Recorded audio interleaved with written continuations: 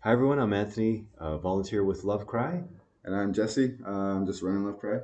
Right on. Mm-hmm. And today I wanted to talk about something that I read this years ago, just like a little blurb in an article, and it just kind of blew my mind. And so this phrase, or this what I read was, are your thoughts your thoughts? So the thoughts that you're having, are they your thoughts? And then I started thinking, like, wow, like maybe I don't know. I guess they're my thoughts because they're in my Through my head. But head. but then I started thinking, like, is it possible that my thoughts are not my thoughts? So maybe that's my first question to you, Jesse. Like, are your thoughts your thoughts? And then I could say even for that, like from birth, they're kind of not our thoughts. We're kind of like conditioned to think a certain way based on what our parents Ah, want from us. So we're doing things that make them feel happy, that please them, and make them feel good. So yeah, really, they're not really our thoughts. We're just this is what makes us feel good. This is what makes us feel like a good person. Parents like us, so we do these things and act on based on those acceptances. so kind of like you've been conditioned a certain way. So I've been conditioned that, when I cry, my parents are not happy, and when I smile, my parents are happy. Just to give you Yeah, an yeah. example of conditioning. So it's like when someone asks, so then you grow up, and if you have the same conditioning, a close friend would be like, "How are you doing?" Like, "I'm fine," Mhm. and you put the smiley face on, but you're not fine, and you're missing that contact with a friend. So yeah, someone on the street, you don't want to, like, lay out your guts on the street, but if it's a close friend, so I'm just giving an example of this conditioning. So in a sense, you could say the thought is yours because you're having it, but then you're saying in another sense it's not yours because you're kind of convincing yourself to think of Yeah. something that's not inherently or naturally, Yeah, we've been your constantly thought. being influenced by other people to be something, which isn't Mhm. necessarily harmful. It's just what we need to do to grow up. But then as we grow up, we have these conditions and ways of thinking that aren't necessarily ourselves, which causes conflict.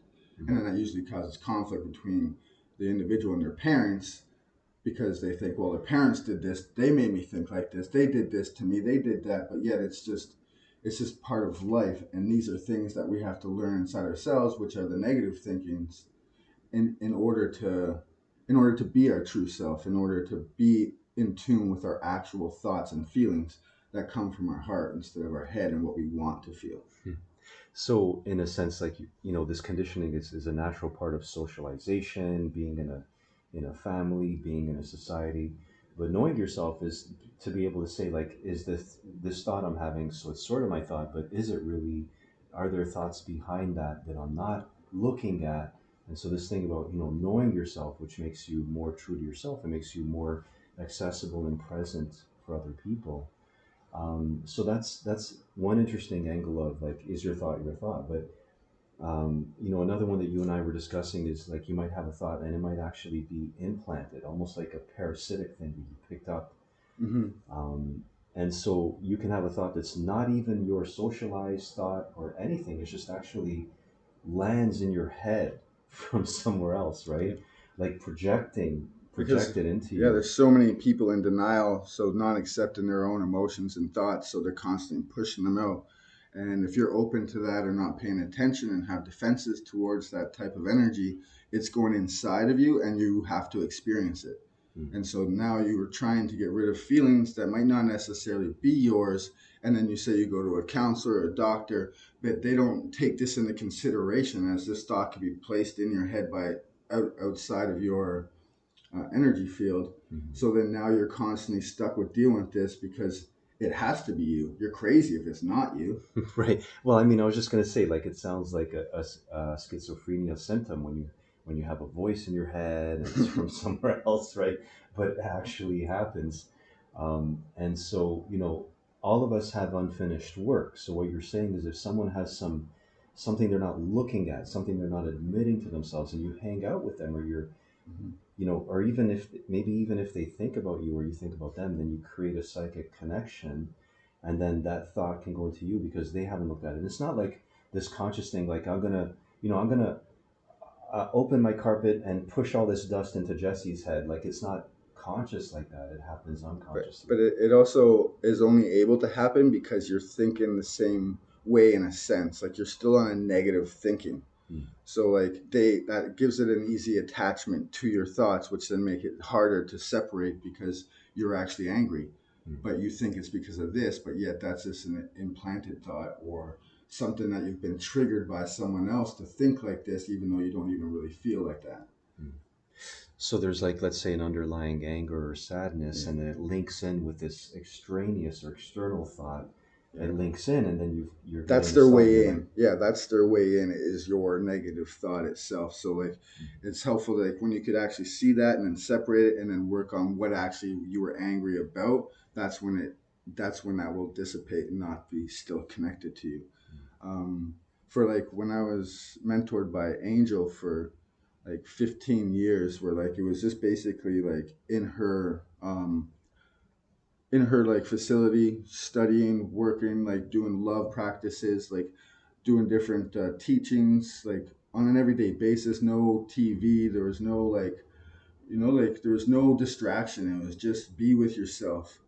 And then when I came out of that, like started to like try to push myself out into the world, like into like get into school doing work, it was just so different because everyone else is still in that same frame of thinking.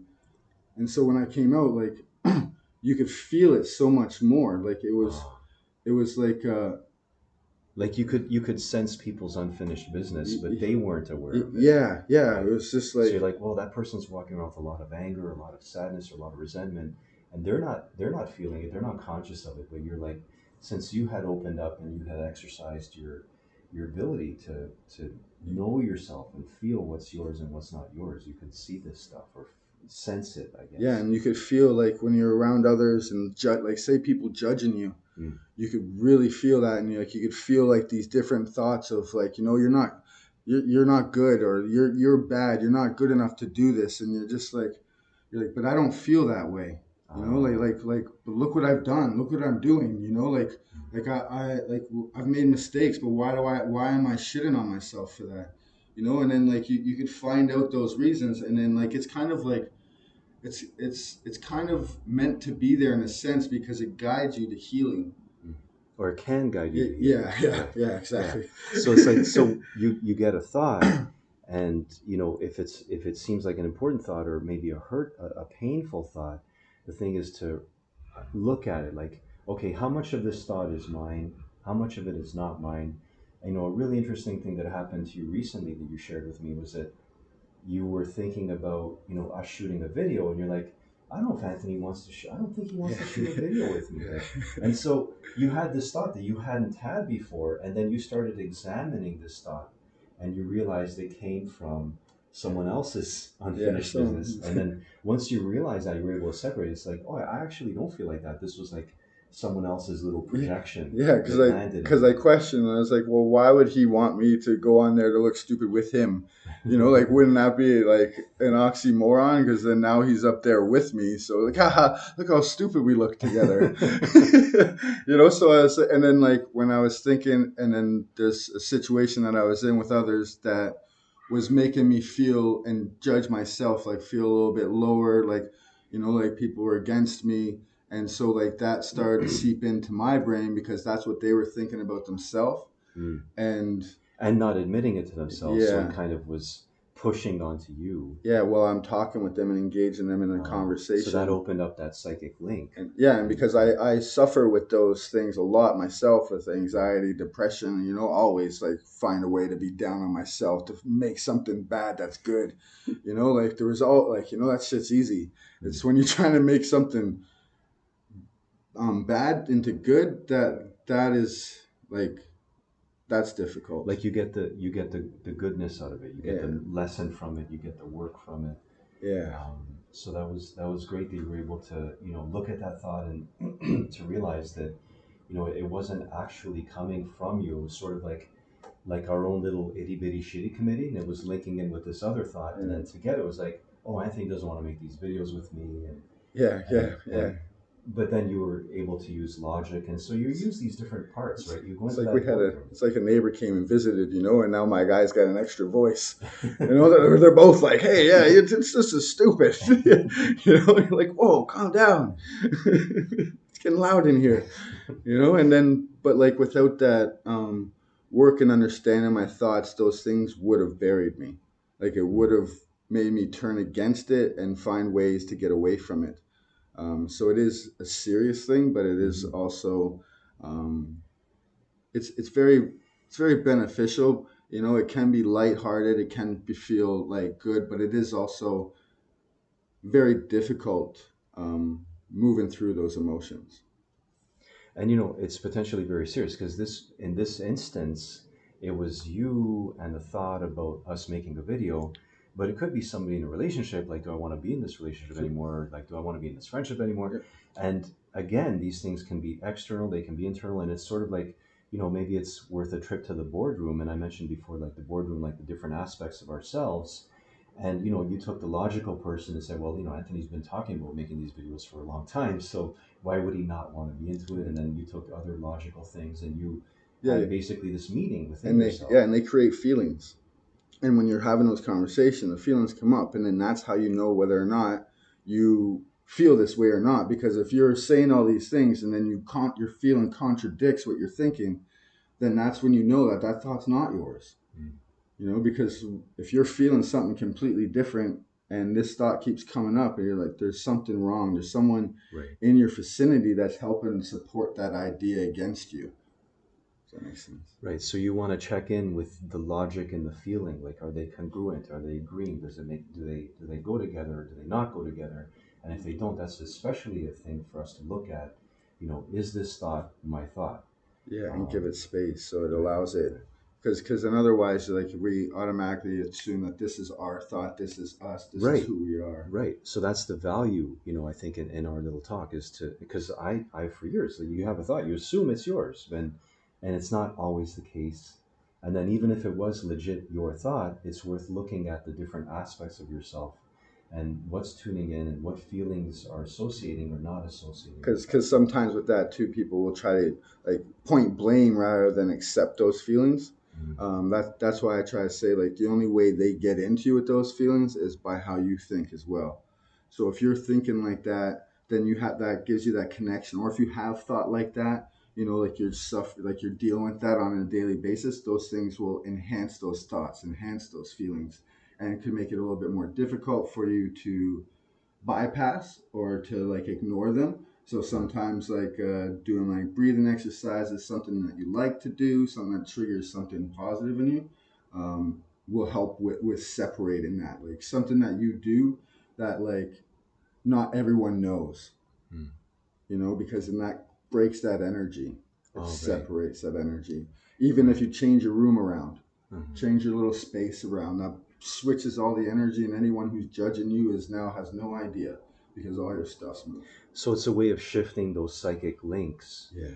which can, it's nice to just be free in yourself and not have these psychic ties. So you're saying, break your routine, break your placement of where you are, change something, so that you can also change the effect of psychic links that may be affecting you from people.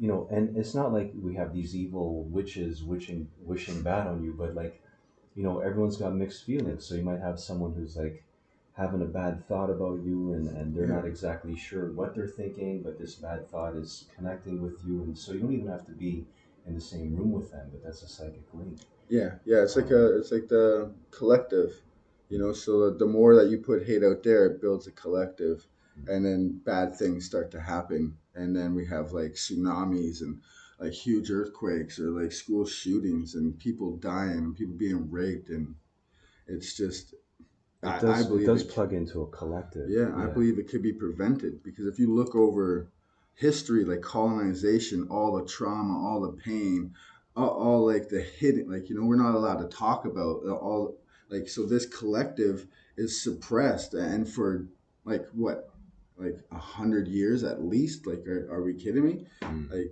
Like, think about how strong that energy is of negativity, of pain. That hasn't been dealt with, that hasn't been Yeah, processed, that hasn't healed, right? So we're talking about open wounds, and an open wound is timeless until we go and we yeah, heal it. And it can also be, it's your own stuff, but it's also projected because we have this matrix, if you will, that everyone's kind of plugged into. And what are we putting into the matrix? What are we taking out of the matrix? Yeah, 'cause if you don't own those feelings, then you're putting out that pain for someone else to suffer in the same You're like, way. oh, I don't have a problem, and so like, Yeah, oh, no, it's all suppressed, and then it goes right into the matrix, or it goes, so not only affecting people around you, but all of yeah, humankind. the community, the world, everyone, your children, like I try to like because I have children too, so I try to stress that one a lot.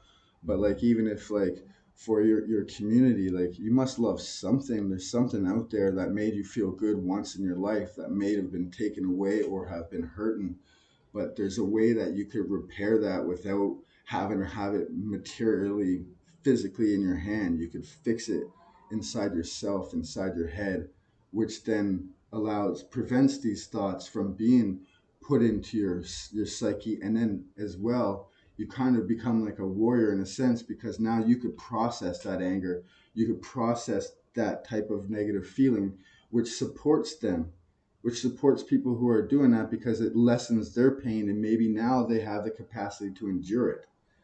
But and because we're all taking all these things in for a reason, because we all are one, so we all are looking out for one another, but then we're separated by all these different types of issues, and we're we talk about still being one, but only like on like like it's like in like confined aspect, Or like yeah, conditional, yeah, yeah. yeah, exactly. Somehow we I'm always all find one with that conditions. part, but I'm not all one with that other part, like. Yeah, exactly. So the work you do with yourself is important not only for you, but for, you can go as big as you want with it. It's affecting everything. Yeah, like, even So if you like the like climate or earth, like by doing that love and care, you're loving the earth, you're giving good energy to that, so you're helping it evolve the way it's meant to evolve, instead of all this fear about like how it's gonna be like this and we're all gonna die, or this is gonna happen, so you better be afraid, you better know that you're bad for not doing this, or you're mhm. stupid for not doing that, you're gonna kill us all. So I Which just is part of the message, right? The message of the media, like, how does the media attempt to control us? A big one is fear, negativity. It's what sells headlines, right? Like, as well. So we have to be vigilant about what energy do we have and what energy are we putting out. And like you say, to do that work with ourselves, which is good for our benefit and benefiting, like, everyone. layers and layers out. Yeah, like even like it benefits out like that, but like the main person who really benefits is yourself. It's just it's just an after effect. It's not like you set out, oh, I'm going to do this to help these people. You could set out just for yourself. You'll help those people Mhm. because you're changing yourself. Like that, Right. you don't need to set out to help people by doing that. You are, Mhm. like Mhm. it's inevitable. Right on. So, Sounds good. all So we'll right. see you guys next Yeah, time. thanks for listening. Bye.